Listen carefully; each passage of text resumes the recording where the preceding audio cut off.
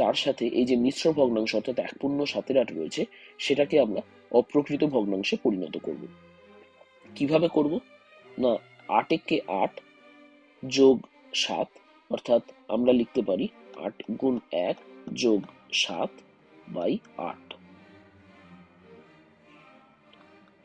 তাহলে 13 × 25 গুণ 8 যোগ 7 মানে 15/8। এবার 15 এবং 25কে আমরা 5 দিয়ে কাটাকুটি করতে পারি। 5 × 3 = 15, 5 × 5 = 25, অর্থাৎ আমরা লিখতে পারি 13 × 3/5 × 8।